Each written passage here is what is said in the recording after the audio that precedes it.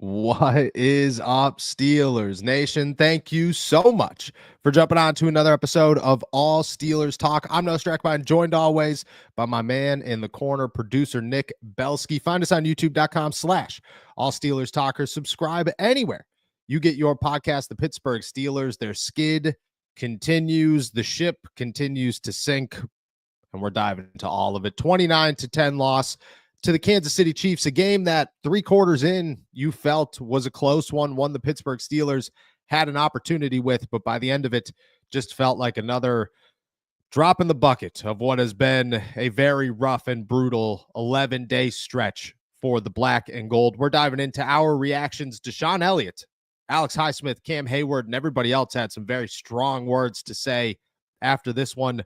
One Hall of Famer is calling out George Pickens. We got to discuss everything that goes into that. A massive question for the Pittsburgh Steelers. Is it time to consider a quarterback change? And has the Russell Wilson magic officially ended, giving the Pittsburgh Steelers little hope? And we're diving into playoff scenarios because there is a silver lining here, and we'll get to it later in the show. But while the Steelers look bad, there's still a shot, a good shot. They walk away with a playoff win, at least one of them, this postseason. Nick, hope everybody's Christmas was great. Hope your Christmas was great. How you feeling, my friend? I'm feeling happy that I don't have to watch another Steelers game for about 10 days. That's how bad they performed yesterday, because it was rough from the jump. Yeah, there were moments where you looked at it and you said, okay, maybe there's signs of life here, but overall it kind of was a repeat of the last 2 games in the last 10 days, and they lost by multiple scores at home, and it stinks whenever you lose on Christmas. It certainly stinks whenever you get embarrassed on Christmas, and I think that's fair to say what happened to the Steelers yesterday. Yeah, I agree. Yesterday was, and again, for 3 quarters, you watched this game and went, okay, it's not great, but there are moments where they look pretty okay. And then that 4th quarter started, and DeShon Elliott said it best. It just felt like everybody just gave up. Like the Pittsburgh Steelers said, we're not going to win this one. There's no point in continuing to try. And that's where things get bad, is the Pittsburgh Steelers have always been a team that compete right till the end. They do crazy things. They pull off crazy games. That is Mike Tomlin and really just the Pittsburgh Steelers as a whole. That's their thing. That's their mantra, is we could win close games as long as we get to close games. In this 3 games and 11-day stretch, the Pittsburgh Steelers became a team that they don't fight in close games. When those close games happen, they give up, and their players are starting to recognize it. People are starting to call it out, and things are bad in a place where you're not going to you're not going to outperform Patrick Mahomes and Josh Allen and Lamar Jackson and Jalen Hurts all the time. These things just aren't going to happen. You're going to have to win these close games, and the Pittsburgh Steelers don't have the fight right now to even compete in these close games because they waved the white flag much earlier than they should. We'll dive into DeShon and Terrell Owens and quarterbacks and everything else, but we're through it. The 3 games in 11-day stretch is behind us. The Pittsburgh Steelers have come out 0-3. They're healthy. You could come up with the goods and say, well, Joey Porter Jr. hopefully comes back, and maybe you finally found a running game in Jaylen Warren, and the offensive line looks atrocious, but at least you have a running game to latch onto. George Pickens is back. There are pieces, I guess. Overall, in the grand scheme of things, the Pittsburgh Steelers are 0-3. They are 10-6. 10-6. And everybody said that they would be right here at the beginning of the season when you were coming up with your record predictions. And we'll dive into playoffs in a little bit, but they no longer control their AFC North fate. They now are banking on the Cleveland Browns and Dorian Thompson-Robinson, if he is healthy, maybe Bailey Zappi, if he's not healthy, to beat Lamar Jackson and the Ravens, who are red hot right now. And they have to beat the Cincinnati Bengals, which, if the Bengals beat the Broncos this week, the Pittsburgh Steelers are facing a team that is fighting for the playoffs and look good right now as they're fighting for the playoffs. Things are as bad as they can get for the Pittsburgh Steelers. We'll start with DeShon Elliott, who after the game just kind of jumped on to comments that were already stated by Alex Highsmith, saying that this is a time where guys need to want it. And there's not really a lot of want it right now in the Pittsburgh Steelers locker room. DeShon Elliott continued that by saying, first off, guys can't be fucking wide open. That's the first thing. Do your job. I feel like we communicated guys weren't doing their freaking job. Get back to the drawing board. It's week 18. We shouldn't be having these problems in week 18. This is a week 2 problem. He continued when asked if there's players in here that maybe don't want it, said, quote, "It looks like it, especially once we go down 22-10. At that point in time, we still had a chance to win that game. I think we always have a chance to win the game, but it's like getting hit in the dirt. Stand up. We've got the guys to stand up. We've got the chemistry and the character in our room to stand up. We just got to do it." He did come back later in that interview, because I was there, and said that, I don't really know if guys don't want it or if guys just aren't doing it. And that is the most alarming thing to him, is that it just feels like guys are not doing what it takes and doing their job enough to actually win games, and essentially hurting this team. You hear something like that. You hear guys talk about want it. You hear guys talk about not doing their job. About that is what the issue is people are somewhat playing hero ball. I mean, where do you look, and is it solvable for the Pittsburgh Steelers? Yeah, I feel like wanting it is prerequisite number one to being a contending team. And if you're going into week 18, a team that has fallen out of the conversation of, well, the first seed is still on the line, but even the second seed is realistic here, to, well, it looks like they're probably set at the 5th seed, and they've lost 3 weeks in a row in embarrassing fashion. Now that you got players in the locker room calling out other players saying, well, they might just not want it. They might want it, but they're not doing anything about it. That is something to me that's alarm bells are ringing, and you cannot come back from that easily. The good thing is they got 10 days to figure this out. They're going to have a lot of very difficult conversations over the next 10 days to kind of turn this ship around, but that is very alarming. And especially whenever you look at that game yesterday, and you have to agree, nothing DeShon said was wrong there. When it got to 22-10, it felt like the air was left out of the balloon entirely, because at 16-10, you thought, all right, well, it's not been pretty, but they're keeping it close. Like, they went down 13-0. This could have gotten a lot uglier, a lot quicker, but they stayed in it. And again, it wasn't pretty, but they're still in it. And then the second they went down 22-10, it was, well, it's over. They looked like they were a team that, as the last couple of weeks had shown, have waved the white flag with about 10 minutes left in an NFL football game. And you just can't do that and expect to stick with any teams, and can't expect that whenever you are close in a game that you're going to be able to hit that extra gear, because you've been used to gearing it down so often. So, it is alarming from DeShon Elliott. It's nice and refreshing to hear somebody just kind of say it point blank and kind of just address the issue that everybody's watching. But it is something that, with 1 week to go to the playoffs, you certainly don't want to be hearing from one of your better players. No, you definitely don't. And I think it's a culture thing at this point. Is the Pittsburgh Steelers I have a hard time believing it's one guy. I have a hard time believing it's two guys. I feel as if the Pittsburgh Steelers are bred to not really be contenders, that they were bred to believe that they were 10-3 3 weeks ago, and they were on their high horse and things were great. And the Pittsburgh Steelers were a great football team that was shocking the world. And they did this already. It kind of felt as if they've already peaked. We talked Cleveland Browns beat the Pittsburgh Steelers. That's the Cleveland Browns Super Bowl. It almost feels as if the Pittsburgh Steelers Super Bowl was 10-3. That's what it was. They got to a place where they proved everybody wrong. They were way better than everybody predicted. All those people saying this is Mike Tomlin's first losing season, they could eat it, because they did it. They came out here and they dominated early. That's what it feels like. It feels like the Steelers peaked. We're very satisfied with that peak, very okay with it.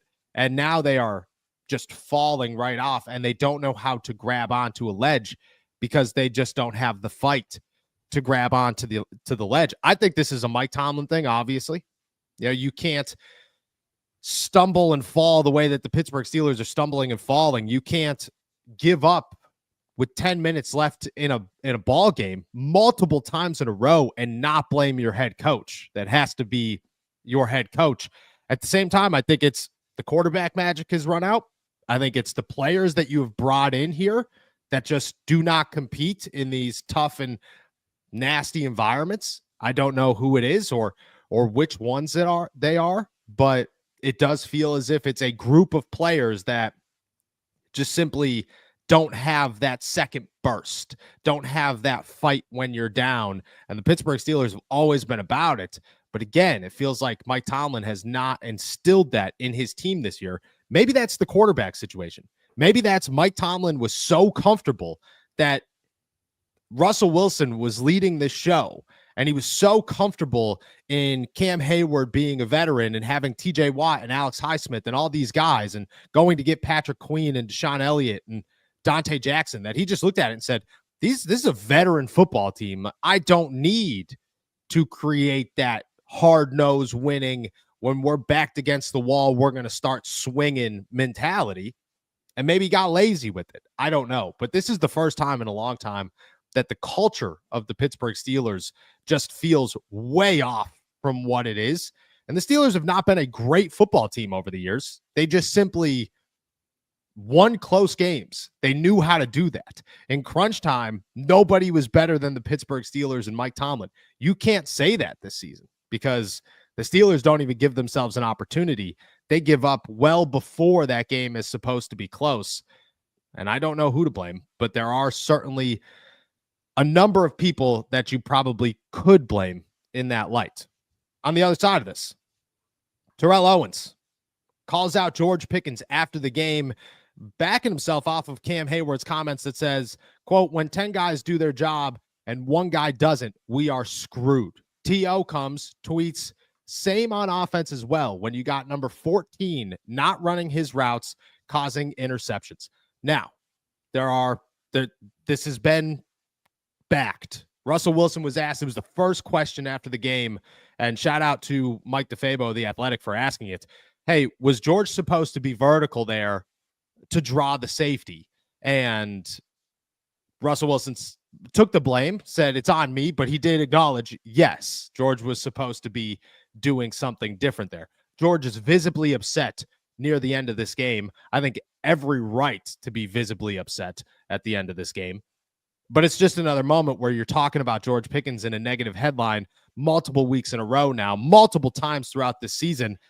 And to hear him get called out by T.O. is never good. You never want to be called out by a Hall of Famer, but especially when we're going to dive into it here in a little bit.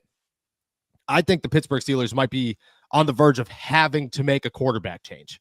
And it does not help when your number one receiver comes back. And I thought had a number of moments in this game where he showed, I guess, his maturity. Like, I'm okay with George Pickens being pissed that the Steelers are down 29-10. That's okay.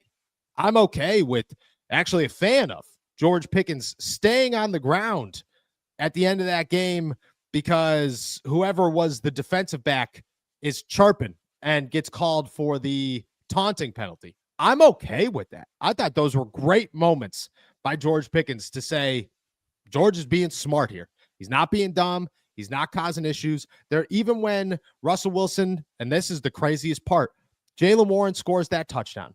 It gets called back. What the cameras don't show, at least, I don't know, I don't believe they showed, is George Pickens talking to his sideline saying, it's cool. It's cool. We're going to do it again. We're going to do it again. It's okay. He was calming everybody down. I thought that was a great moment by George Pickens, and then he doesn't run his route. And I don't think it's a laziness thing. I think it's George trying to kind of play hero ball situation here, hurting the team, which just goes into everybody else. That's where the Steelers are. It almost feels as if this team is not a team. They're playing backyard football, and they know who their stars are. And George obviously knows he's one of the stars. You see T.O. call him out. Your thoughts on that? I'm not going to ask you about, hey, should he have done this or that on that play? I mean, we don't really know what the play call is. We know that Russ said that he should have gone vertical, but T.O. calls him out after that play. What are your thoughts? Yeah, I mean, I think what Cam was alluding to in his comment was a little bit wider than just one play, but I think it does go into that play, especially if it's such a big play in that game early, because the Steelers were finally building some momentum. They're down 13-0, and that play happens. And it's not all on George. It's not, even if he was supposed to run that route, which again, it seems like he should have, but Russell Wilson's a veteran quarterback. You should be able to read that, oh, crap, that safety is still coming over there. And I understand you can't place blame on one person for that play. But, I mean, T.O. calling him out, saying a lot of the things that we've been saying a long time about George Pickens. And, again, Pickens has been way better this year than he has in years past. He still has his issues, but whenever you still let things like that happen on a national stage, you're going to get national criticism. And that's what comes with this. You make a very public mistake and you look very publicly upset on your sideline or after plays. A guy like T.O. is going to say something about it because that's what T.O. does every single time. So, T.O. has earned the right to say that. He's a Hall of Famer, and he obviously has a track record of making sure that people know what his opinion is. And I have no problem with it. And honestly, with Georgia's side of this, I look at this and I just say, hey, you have a track record of your own. People are looking for stuff like that. So even if you have a game and you have those moments that you're mentioning that should be outlined, that he is saying, listen, we're going to get it. It's fine. It was a bad call, or it was a bad bounce, or it was a bad break, but we're fine. We're good. Trying to calm everybody down. That's great for George. And I'd love to see that be, talked about more. But again, it's immediately upstaged by what you did directly after it. And again, who knows who's at fault? It doesn't matter because the result of the play, it goes to that 11 guys thing. It doesn't matter whose fault it is. It's a bad play and it's a bad look on your offense. I agree. It's George and the Pittsburgh Steelers. They are now essentially one. There is a target on your back. It's a bad target. People are going to say the wildest, most damning things about you. Why? Because 11 days ago, you were 10-3 on your high horse. Things were good. Now you're 10-6. The Pittsburgh Steelers are collapsing. Their quarterback stinks. Their coach stinks. They have selfish players. Their wide receiver is a big jerk. That's what everybody is targeting right now. Why? Because that's the conversation. That is what is surrounding the Pittsburgh Steelers. They've done that to themselves. I'm not saying any of it is justified or true, or any of it is not justified or true. What I'm saying is that the Pittsburgh Steelers narrative right now is nasty. It's bad. And because of that, you're not going to go and get the better side of a comment. You're not going to catch the lucky break. You're not going to have people trying to defend you more than they're trying to put you down. That's where the Pittsburgh Steelers are. It's a tough place to be, but you put yourself there. And because of it, you have to deal with what comes with it. All right, let's shift gears to the quarterback, because this is the big one. This is the conversation everybody wants to have. This is the conversation I want to have, to be honest. Yesterday, Russell Wilson threw for 205 yards. He had a 65.7 passer rating. He threw one interception. He fumbled the ball once. He was sacked 5 times. And in the course of 3 games in 11 days, Russell Wilson has thrown 3 touchdowns, rushed for 1, turned the ball over 3 times. The Pittsburgh Steelers are 0-3 in that span. They failed to score 20 points through any of it. And even with George Pickens back, it seems as if this offense is stalemate. Now people are going to talk about Arthur Smith. I see we already have a comment about Arthur Smith, or a question about Arthur Smith, and we'll dive into that side of it too. But when it comes down to it, the Pittsburgh Steelers have 1 game left. When Russell Wilson took over and everybody asked, Justin Fields is 4-2, what would have to happen for Justin Fields to see the field again as a starter for the Pittsburgh Steelers? How would the Steelers ever go about that? My answer was the Pittsburgh Steelers would have to be in an utter downfall where the playoffs seem miserable and it seems as if their season is over, and whose fault is there to blame but no other than Russell Wilson. We head into week 18. The Steelers' issues are much larger than Russell Wilson. They are massive. They have a terrible offensive line. Terrible offensive line. Their defense is atrocious right now. Their head coaching is abysmal. Their offensive play calling, while yesterday I thought was pretty okay, is very spotty at best. And their biggest nightmare of only having 1 star wide receiver has come true and become even more terrifying than we all thought it was back in July. But I still think that the Pittsburgh Steelers right now would at least benefit from having a new quarterback and the spark that Justin Fields would give them. I'm not saying he's going to win them a Super Bowl, I'm not saying that he is the future of the Pittsburgh Steelers. I'm not even saying that he's better than Russell Wilson. What I'm saying is Justin Fields doesn't get sacked 5 times in that game yesterday. Justin Fields might throw an interception and fumble the football, but if that's the standard, the guy starting over him is already doing that anyways. Russell Wilson's decision-making has gone downhill and evaporated faster than anything within the Pittsburgh Steelers offense. And his interception to Pat Freiermuth, whether it was George Pickens' fault or not, was the most nonchalant, lazy pass I have seen all season. It was wild how that was as if he was playing a video game going, oh, we're trying to score here. Wild. The demeanor, the cool calmness that Russell Wilson once brought to the Pittsburgh Steelers, a situation where that was it. That's what made the Pittsburgh Steelers offense special. That's what gave them the spark was Russell Wilson's there, and he's going to make sure things are rolling even when they're not rolling. Russell Wilson is becoming an issue that is just included in a large group of issues that is the Pittsburgh Steelers offense, and he is not adding any positives to it anymore. I don't know if Justin Fields is any better. I don't know if Justin Fields even wins a game against Cincinnati. I have no idea. What I do know is Justin Fields is 4-2 as a starting quarterback for the Pittsburgh Steelers, that Justin Fields would probably avoid some of this pressure that the offensive line is giving him and make plays out of it, which would be huge because right now all you're doing is taking sacks in moments when you can't afford to take sacks. And if the baseline is 23 for 37 for 205 yards and an interception with 3 games of not scoring more than 10 or 20 points, scoring under 20 points, it's not high enough for me to say that it's a bad thing to take a shot on a different quarterback. That's where I stand currently. If I'm the Pittsburgh Steelers, I'm considering it. Are the Pittsburgh Steelers going to consider it? I highly doubt it. But I do think that if you are looking at where the issues lie and what you can fix in just a 1-week time span, changing the quarterback is a situation that you consider. Because it's not like Kenny Pickett or Mason Rudolph or Mitch Trubisky or Kyle Allen are the backup quarterbacks in Pittsburgh. It's Justin Fields, a guy that we're talking about going to get a starting job next year, a guy that people are talking about could be the starting quarterback of the Pittsburgh Steelers next year, a guy that many defended to remain the starting quarterback when Russell Wilson came in here in week 7. I just don't think it's the same playing ground as a normal, maybe you got to bench your quarterback. I think this is an actual situation where it might help. Will they? Probably not. Should they? I think yes. What are your thoughts?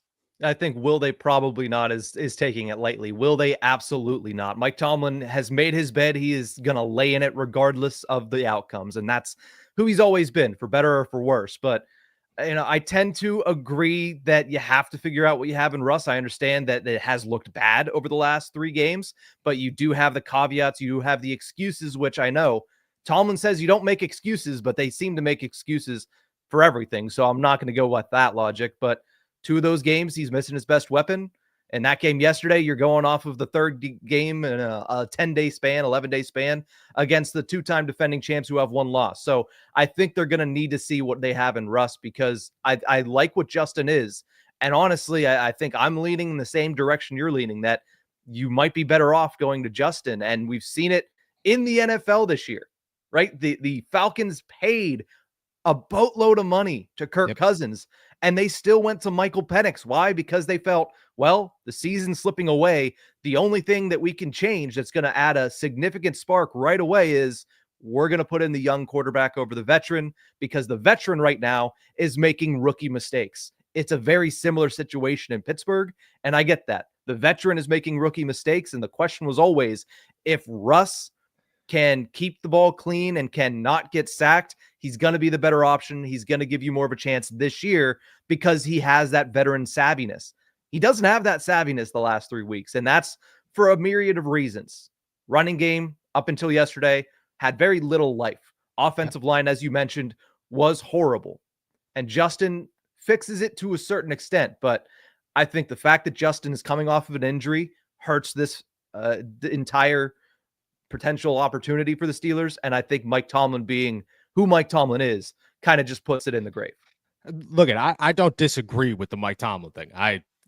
We both know who Mike Tomlin is. We both know the Steelers they could have lost every single game since Russell Wilson became the starting quarterback. I think we're pretty confident Mike Tomlin would ignore it and make every excuse possible to make sure that Russell Wilson was his starting quarterback. Why? Because 10 years ago, Russell Wilson won a Super Bowl, and Mike Tomlin is saying, well, that guy could probably win a Super Bowl again. But we both make the same argument. It's run out. The juice is run out. The magic of Russell Wilson is gone. It's no longer here. And maybe the Pittsburgh Steelers are just saying, like you said, you have to see what you have in him. You have to see if he's the future.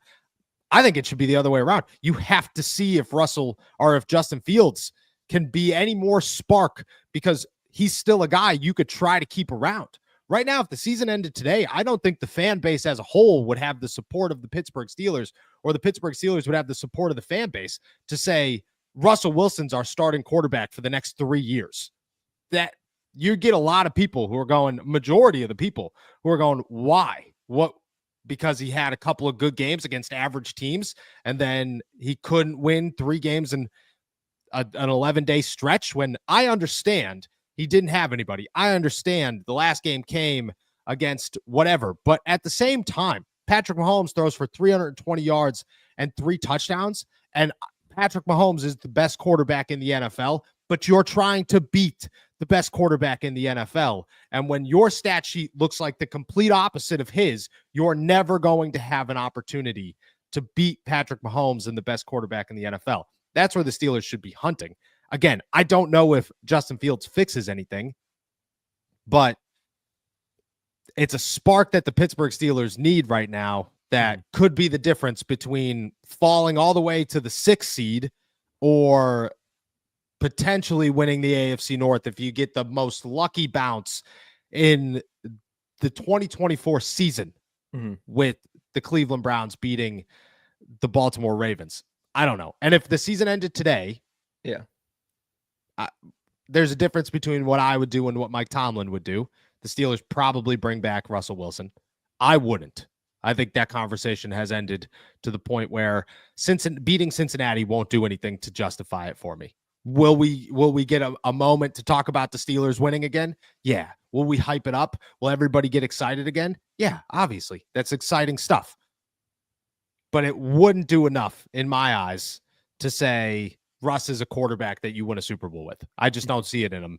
Not right now, at least. And maybe it's the offensive line. Maybe it's the coordinator. Maybe it's the lack of weapons. But right now, Russ is a guy that has more issues than he does positives in my eyes. Yeah. What was the conversation we had all summer long, leading into training camp, leading into the beginning of the season, and really up until we saw Russell Wilson beat the Giants and the Jets in consecutive weeks, going into the bye week with some pretty good vibes? The conversation was always, well, Justin might have a higher ceiling at the end of the day, but Russ has the higher floor, and the Steelers aren't looking for a superstar quarterback. They're looking for somebody that can complement the pieces they have. Well, Russ's floor over the last 3 weeks has steadily declined and declined and declined until you look at it and you say, man, he's making the mistakes. He's playing at a level to where his floor is now close to Justin's floor. And that was the whole reason that anybody went on his side to begin with, at least on this show. So it should be a conversation. I'm not going to go as far to say you should put in Justin Fields, who's coming off an abdominal injury in week 18 after he hasn't started since week 6.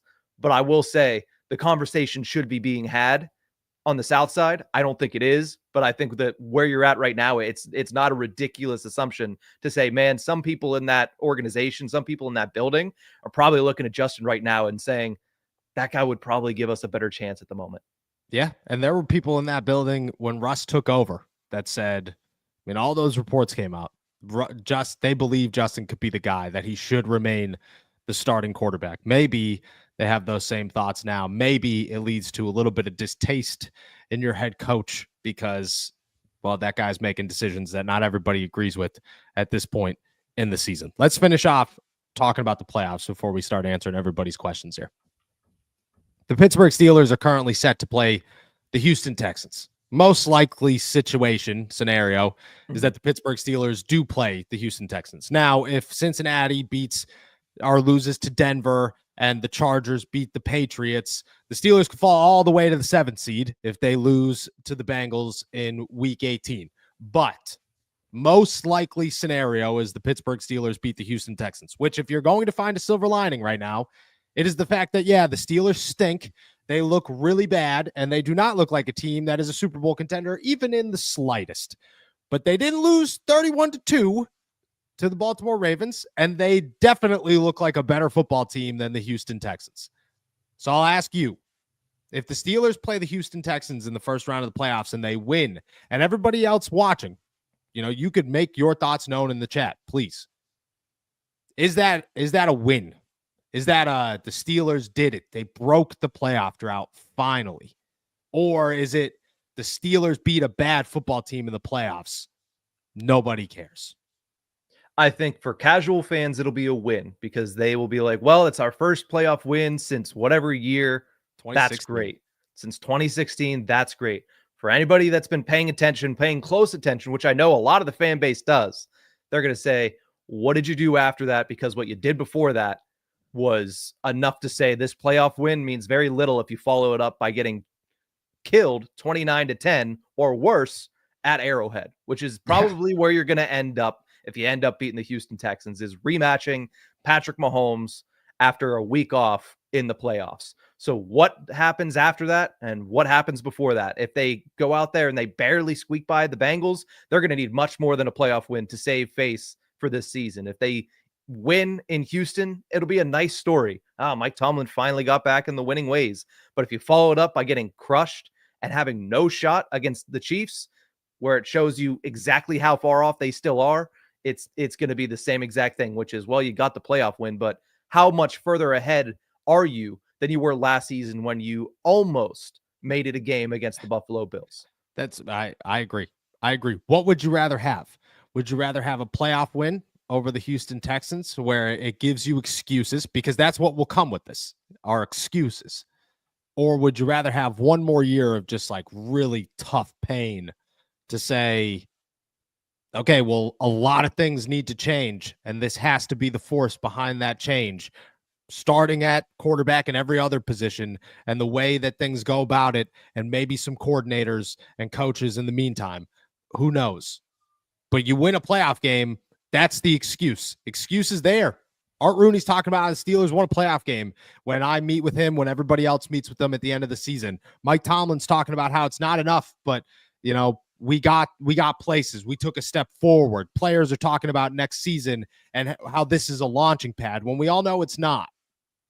Or you suffer through some pain. You look at it and go, damn it.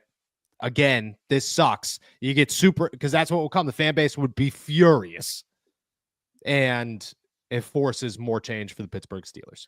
For the simple fact that even if they lose in the first round, nothing will change. Like, they can say it all they want. Nothing significant will change. There's not going to be massive, repercussions to another first round exit. I would much rather see this fan base get to experience a playoff win for the first time in almost a decade. I would much rather watch these fans enjoy a victory over Houston and that little glimmer of hope in January that has been avoiding them since we were sophomores in college. So I think that if it was different, if it was a different organization and you knew, hey, another first round loss would actually spark some change, then I would probably say, yeah, it's probably best for the future of the organization. But I just don't see that happening. So I'd rather see the fan base get to experience a playoff win for once. I agree, because I love all you guys. And I hope everybody gets to like really embrace it if it does happen. I also think that change could happen. And not Mike Tomlin level change, obviously, but I'm talking lower level change. You get rid of it forces you to move on from the guys that, like, we could see clear as day should not be here. Maybe I'm not talking Arthur Smith or TA, although maybe, but TA just signed an extension. I'm talking Cordero Patterson's and the no wide receiver behind George Pickens. Like, the really need to figure out the offensive line. There's no more excuses with the offensive line.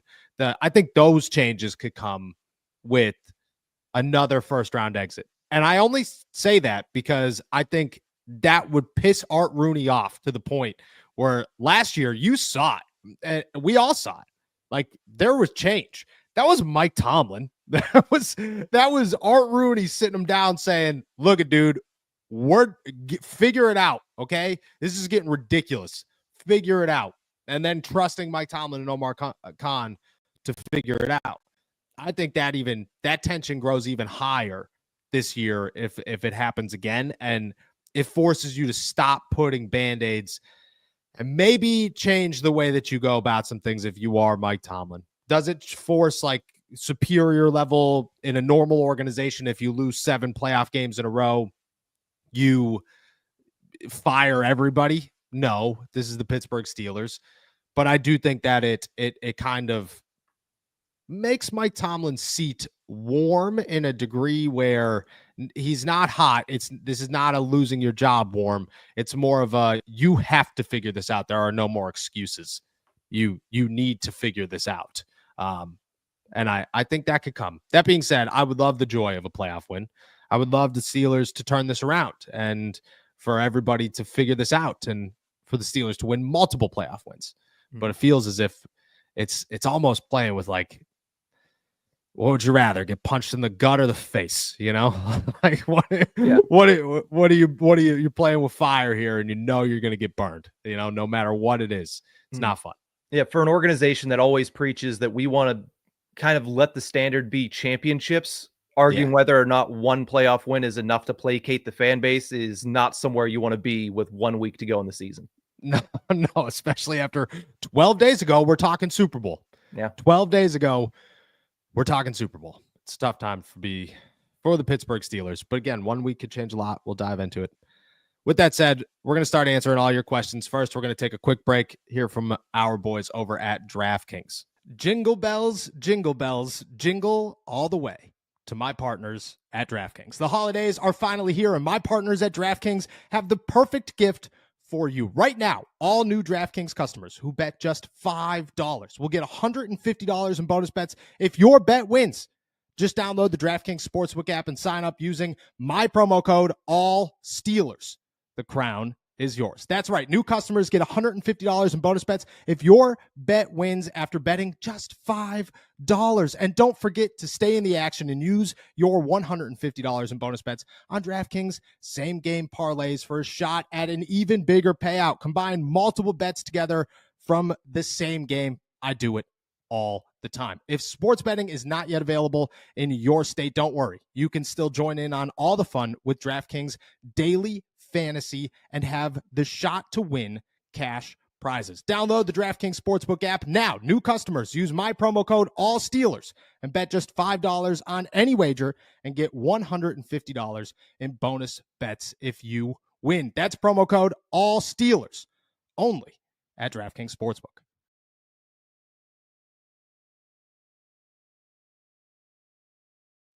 Shout out our boys over at DraftKings. Let me ask this question before we dive into everybody's questions.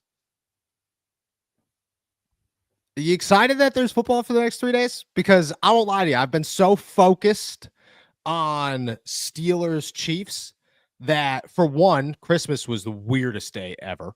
And it just was. Like, it just was like I woke up at 7 and like, you know, opened my presents, did some stuff, snuck a bike into the house, felt like, you know, I felt like Santa, felt like real life Santa here.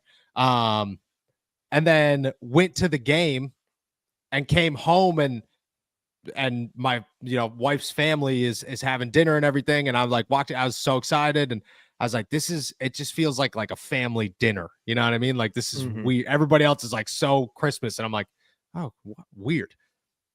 Woke up this morning to the realization that we get football for like 4 days in a row now. And that part never sunk into me. How scale 1 to 10. And also, how much money are you going to lose? I mean, I do. That's the bad part is I do. And I wasn't at the beginning of the season because of the fact that I do. And but no, I'm excited. There's one surefire way to be able to forget about what we watched on Christmas, which were two absolutely horrendous games, which, you know what? Good on the NFL. Glad that happened because you shouldn't be playing on Wednesdays. But the one way to forget about that is to be able to watch good football, which I think as the week progresses, we'll get better and better football.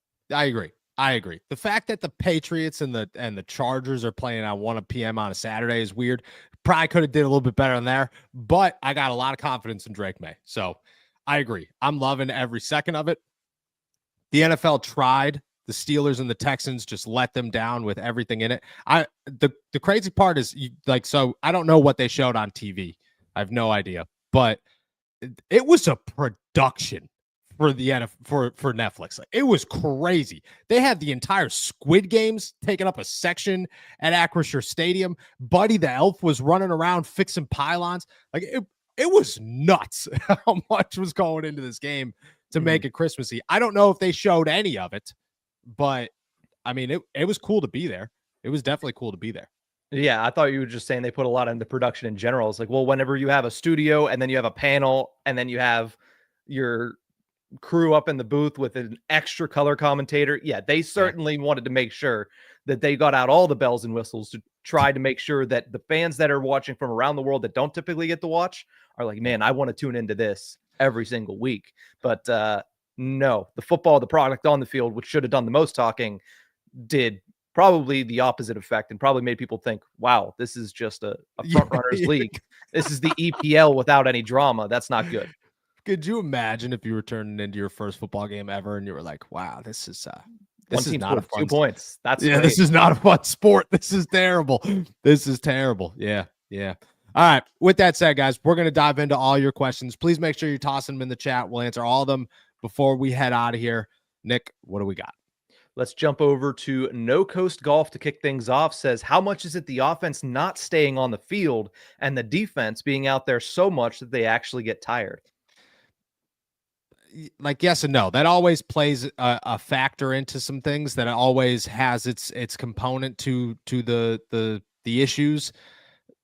But this is more assignments based. This is guys running wide open. This isn't the Steelers getting beat on the ground, because that would be when you see the tired, when you see guys who are not able to just finish plays, or the offensive line is just winning the battle every single time. But this is the secondary, which is wild to think that the Steelers secondary is consisting of Minkah Fitzpatrick, Dante Jackson, Cam Sutton, and I get it, Corey Trice, James Pierre, those guys are out there, but that's one weak link to the smartest three players that you have on defense, with a Landon Roberts, Peyton Wilson, and Patrick Queen playing in the middle, and guys are wide open. Miscommunication is crazy, and people just not doing their jobs. That's the mind-blowing part to me, is that the part of the defense that is struggling should be the surest part of the defense, and it is the worst right now. And that's crazy. So yes, nutrition obviously plays a role here, but at the same time, it's more so just the secondary and the second and third levels just being non-existent for the Steelers right now, and it comes down to assignments. Yeah, I don't think being tired has anything to do with consistently losing Travis Kelce on zone coverage. That's what I'm saying. How do you lose Travis Kelce? How do you know? You should never lose. He's the only guy you should never lose. Yeah, he surpassed 1,000 receptions in that game yesterday. I think if he had 990 plus receptions, you should probably make sure that you're keying in on that guy and know, hey, we should probably cover that guy whenever he comes off the line of scrimmage. Probably every time. Yeah. Let's go over to Demetrius, who says, agree or disagree, Mike T is good with just being mediocre. I don't think Mike Tomlin is okay with being mediocre. I don't think Mike Tomlin is like pumped that his team is 10-6 and on a 3-game skid. I think he's pissed. I do think that Mike Tomlin is unfortunately just above mediocre as a coach. And while he's really good at places like Hall of Fame level good in a number of areas, he is below average in a number of areas, and they even out to equal really mediocre seasons and really mediocre performances. So you could fire guys up all week long. If you can't coach a team well, you're not going to win games. Andy Reid doesn't fire anybody up. He's showing up dressed like Santa Claus after a game to get some laughs. That's what Andy Reid is. He's the best coach in the NFL right now by a mile and a half. So I don't think Mike Tomlin is good with being mediocre. I think, unfortunately, Mike Tomlin might be closer to mediocre these days than he is great. Yeah, I thought you were just going to say, unfortunately, he just is mediocre, because I don't want to say hard to put that. It's hard to put that on a coach that's done what he's done. Yeah. But at the same time, if you're trying to take away the background and looking at his performance this season, it screams that word. And yes. I think we all know it. Yes, exactly. He's still a Hall of Famer, but at the end of you got to be better. Like right now, any other city, Mike Tomlin's probably gone after the season. Let's go over to Vic Ball, who says, Noah, I thought you said Arthur Smith wasn't just Matt Canada 2.0. Look, and I understand that I'm going to catch some heat because Arthur Smith stinks, but I think that yesterday's game plan actually wasn't terrible.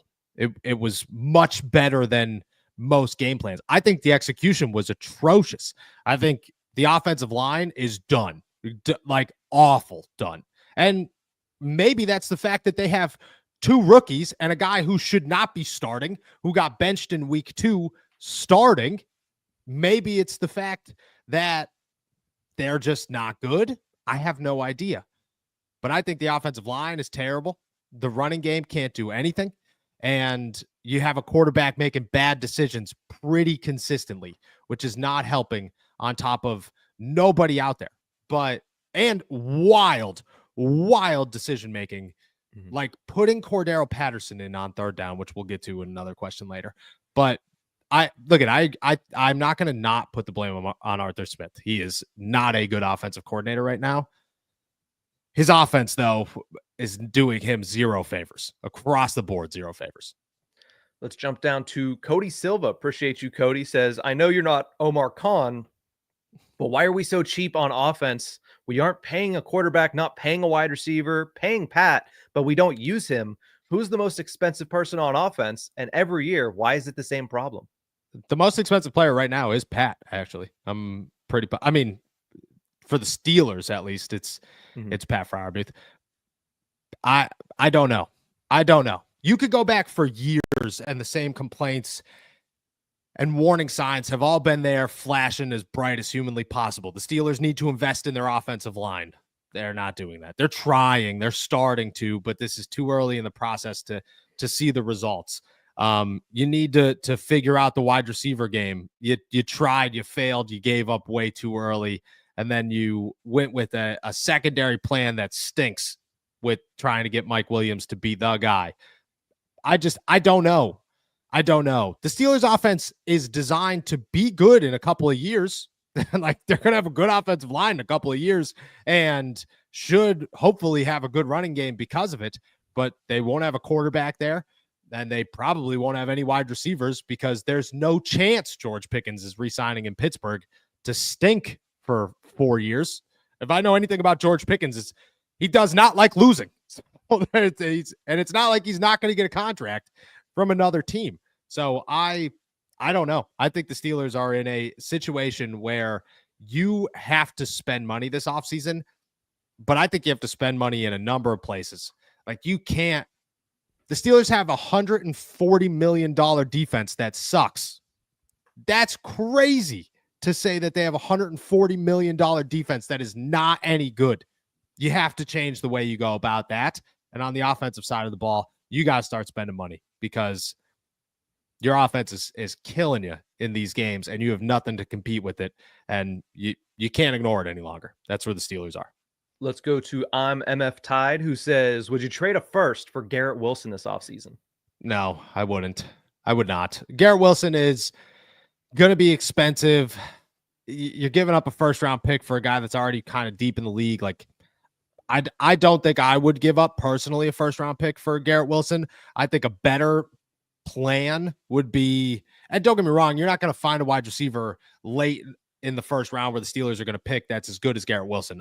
I could acknowledge that, while also saying I think you could pay T. Higgins or Christian Kirk or somebody in free agency, draft a wide receiver in the first 3 or 4 rounds, hope Roman Wilson's good, and then you have 4 or 5 wide receivers that you feel pretty okay about, and then use that first round pick on a defensive tackle or a corner, because my gosh, the Steelers need a defensive tackle, and my gosh, do they need a corner.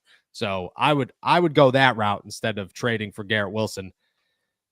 If you could figure out corner and defensive tackle in free agency, argument to be made for Garrett Wilson, obviously, for a first round pick. But in a perfect world, I'd consider it.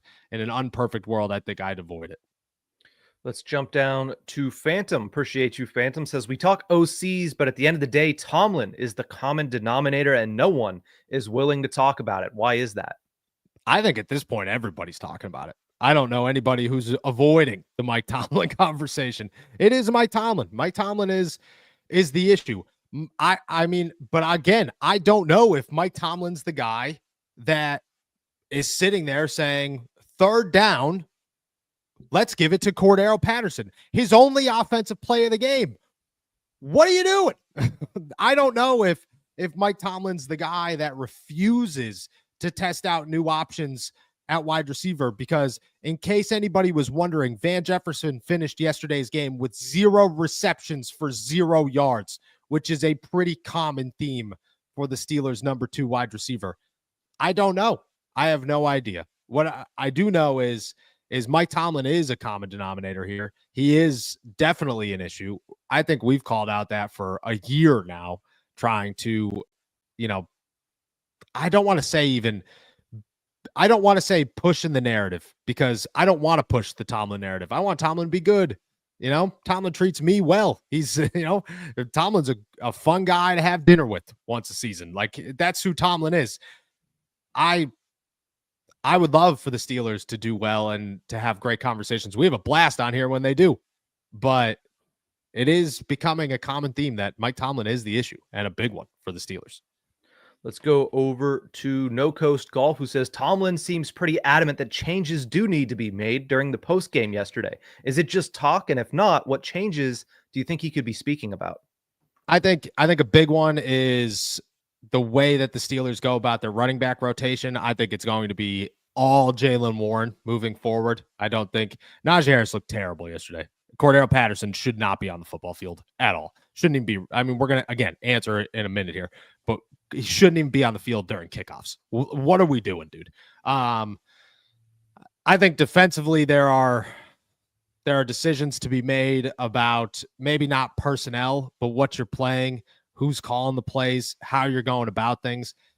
I look at it as an entirety and say the Pittsburgh Steelers are going to spend the next 5 days or whatever, although they have to be at the facility today, which is punishment for losing, and look at every single thing and say, this is a bye week. We have 1 week before the playoffs. Everything's got to change. Everything. They won't. I think the Pittsburgh Steelers come out as a totally different team schematically come week 18, where George Pickens and Pat Freiermuth are very heavily involved. Jaylen Warren is the driving force behind the offense. Mm-hmm. And there's possibilities that the Steelers somehow, some way try to figure out an offensive line that works. I don't think they have enough options right now to figure it out, but I wouldn't be surprised if a change or two on the offensive line is made. Let's jump down to Michael. Appreciate you as always. Says, do you think we have a chance to re-sign Russ and Justin Fields? If not, who should the Steelers go after? I don't think the Steelers have a chance to re-sign both of these guys. Just feel like they're both going to get opportunities elsewhere. If I had to pick, I'm picking Justin Fields. He's younger. The upside has got to be close to the same. Like, what is the difference? If Justin Fields was on pace to be 11-6 and Russell Wilson finishes 11-6, you're in a pretty good spot. You're pretty even across the board, and you get 10 more years of them with a more athletic quarterback. I just feel like Justin would be the easy answer here. Who the Steelers will sign, if I had to guess, it's going to be Russell Wilson. If I had to make a prediction, the Steelers sign Russ to a 3-year deal where 2 of them are like, hey, Russ is our quarterback. The third one is an easy out so that they could develop somebody in the meantime, and Justin finds himself somewhere else. Let's go over to Loswald, who says, Noah, did you see the stat that Jerry Dulac recently put out? 4th time in 6 years that the Steelers have lost 3 consecutive games in December, and the 5th time in 7 years that they've lost 3 in a row post Thanksgiving. That is Yeah. eye-opening. It's alarming. But that's the Steelers, man. That's Mike Tomlin. That's where they are. Look at it. If the Steelers were terrible all season long, they'd be really good right now. Last season's a perfect example. If they were great all season long, which they were this season, they're really bad right now. The inconsistency, that's what Mike Tomlin does. He operates in that way where it's the craziest roller coaster of extremes. And he's really good at, if you are bad, he is going to figure this out to get you to the playoffs. But if you're really good, he's going to coast it and take his foot off the gas, and it's over from there. So you got to hope that the Steelers turn it around and just got bad enough to where they head into the postseason ready to actually be good again. That's what you're hoping for. But it is an eye-opening stat that reflects 100% because he is the only common denominator here is Mike Tomlin in those 6 years. You've gone through multiple quarterbacks. You've gone through multiple offensive coordinators. You've gone through multiple defenses. Mike Tomlin's the only one, and 2 GMs. Mike Tomlin's the only one that's been here through that through all that. He is the common denominator. Let's skip down to Moises. Appreciate you. Says, what can we do at the cornerback spot? Because Dante Jackson is not it. He gets burnt every other play. I don't think there's an option. I unfortunately, I don't. I like Dante. I thought that Dante's had a good season.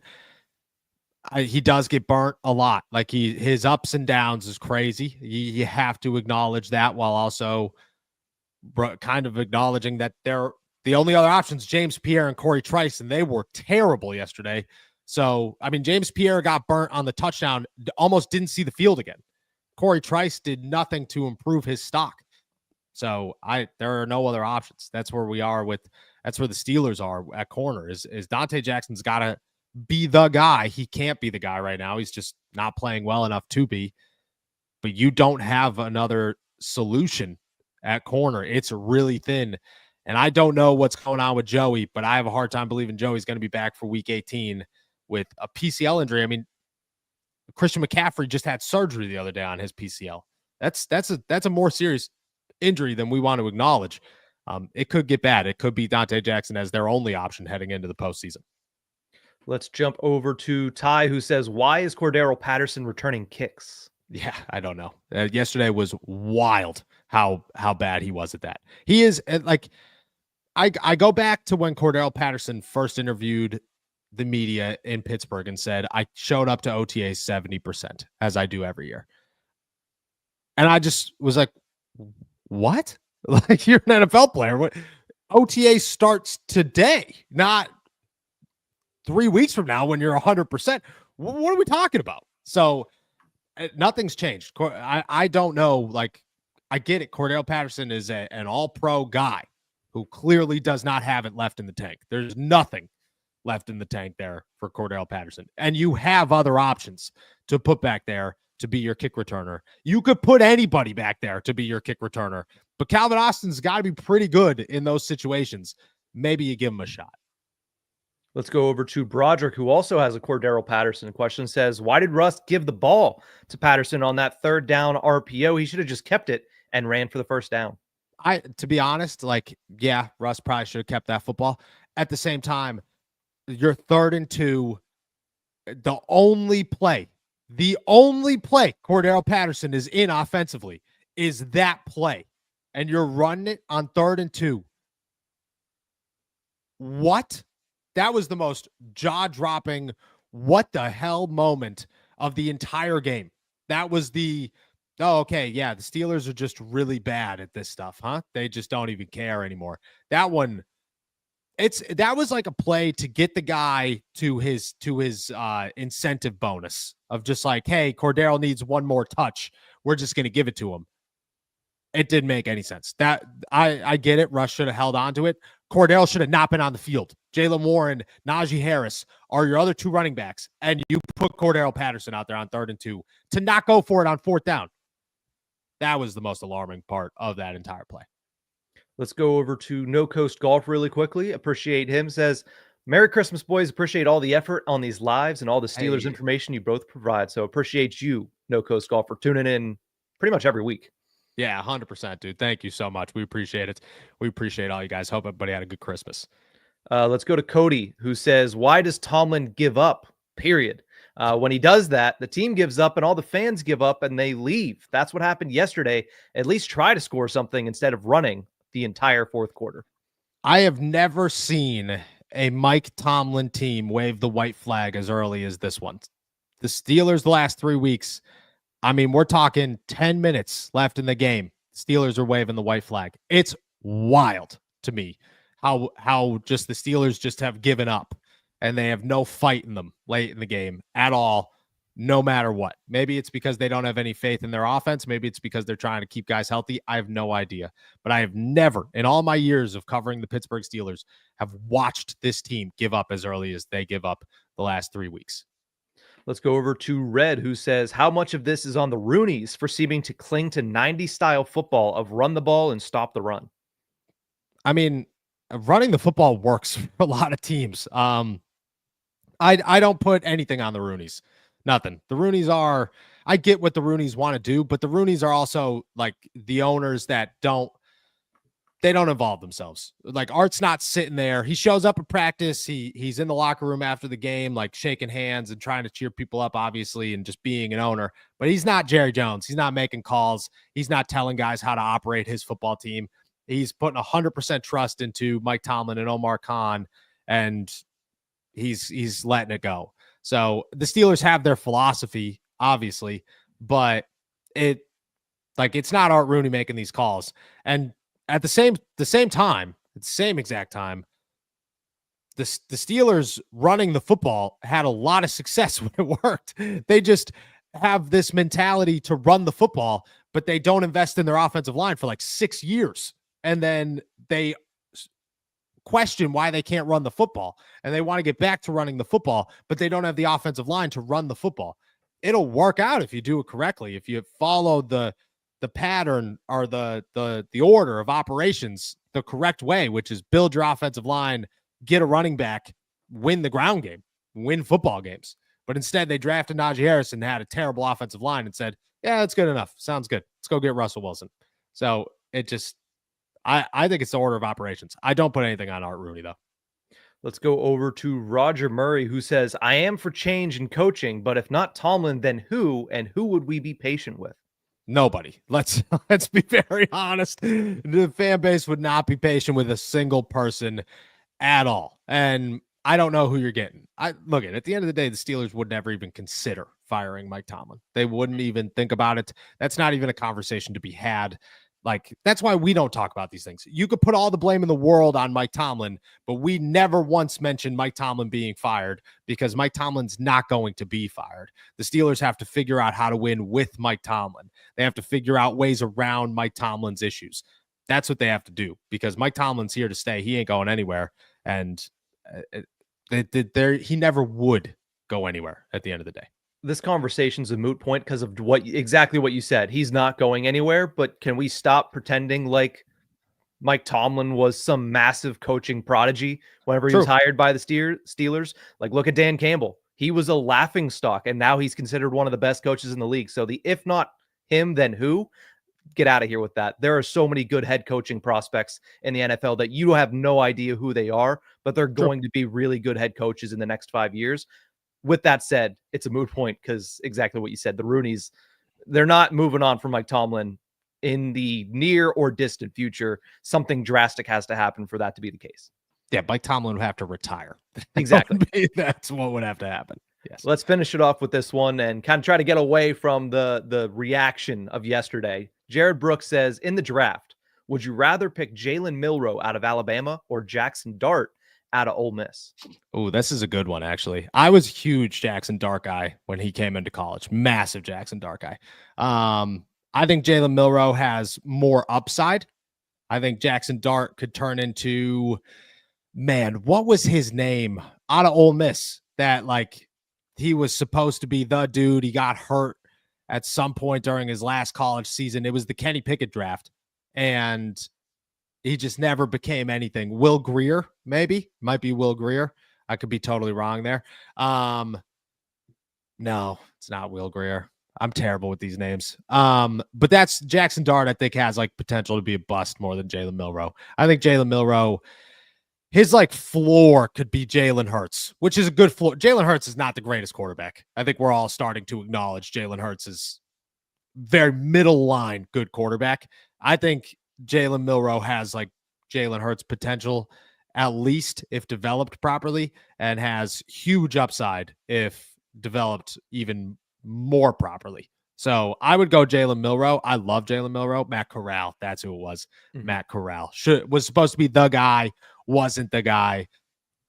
Jackson Dart's obviously better. I'm going to acknowledge that, but I still think I'd go Milroe. I think Milroe's got more upside.